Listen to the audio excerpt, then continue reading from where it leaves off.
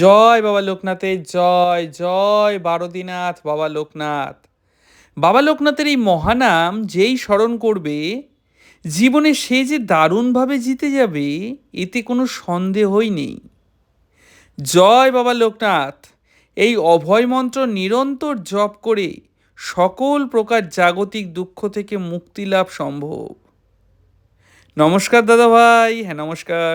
আমার নাম কাকলি পাল, আমার বাড়ি হুগলি। খুব ছোটবেলা থেকে আমি বাবা লোকনাথের একজন ভক্ত।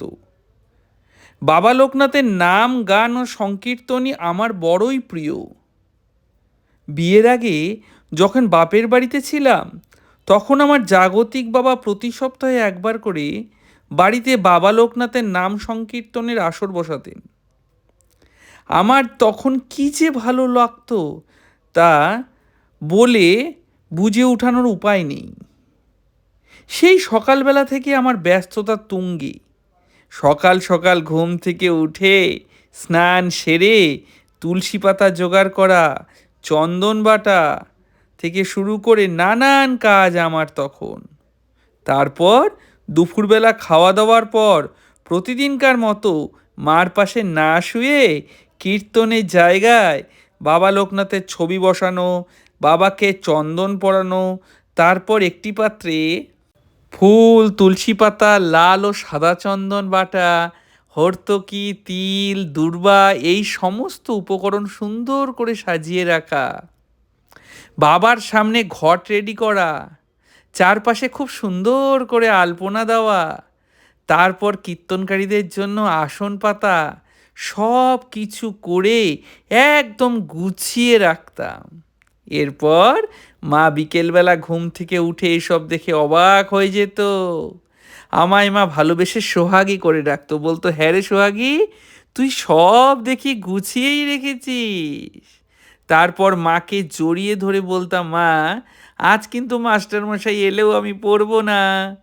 মা তখন আমার মাথায় পরম স্নেহে হাত বুলিয়ে দিত আর বলতো, কেন রে সোহাগী, কীর্তন তো সন্ধ্যা 7টা থেকে শুরু হবে, আর তোর মাস্টারমশাই তো আসবেন বিকেল 5টার সময়, তো পড়তে কি অসুবিধে?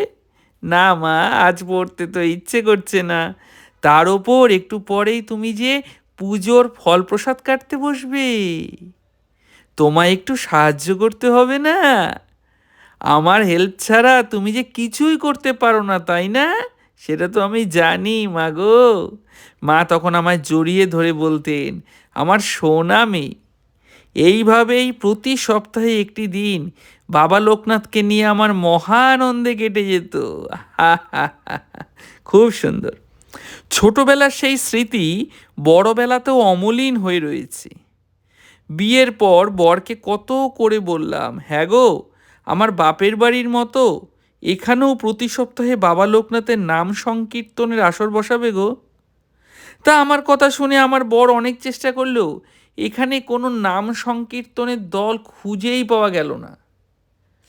আমার যেই ইচ্ছেটা ছিল সেটা অপূর্ণই থেকে গেল। তবে আমার মনে বিশ্বাস ছিল যে আমার বাবা লোকনাথ ঠিক একদিন আমায় তার নাম সংকীর্তন শুনিয়ে দেবেন, নিশ্চয়ই দেবেন। আর তার বছর বহু বছর পর হলেও তাই। আমাদের ছেলের জন্য পাত্রী দেখতে গেছি, যদিও পাত্রী ছেলে আগেই পছন্দ করে রেখেছে। আমাদের যাওয়া তো শুধু নিয়ম রক্ষা। আজকালকার যুগের ছেলে, কি আর বলা যায়। যাই হোক, পাত্রীর বাড়িতে গিয়ে আমি একটু এদিক ওদিক ঘুরে দেখছিলাম আর কি। ভেতরে উঠোনে যেতেই দেখি পুরো উঠোন জুড়ে শামিয়ানা টাঙানো, আর উঠোনে হুবহু আমার ছোটবেলার মতো কে যেন আলপনা দিয়ে রেখেছে অতি সুন্দরভাবে। মেয়ের মার মুখে শুনলাম আজ সন্ধ্যাবেলা এখানে নাম সংকীর্তন হবে। সব কিছু মেয়ে নাকি নিজে হাতেই করেছে। এক মুহূর্তে আমার মনের সকল কালি বাবা লোকনাথ ধুয়ে মুছে সাফ করে দিলেন। আমার খোকার মতো আমিও সিদ্ধান্ত জানিয়ে দিলাম, এই মেয়েকেই আমি আমার পুত্রবধূ করব। জয় বাবা লোকনাথের জয়, জয় বিশ্বাসনাথ বাবা লোকনাথ।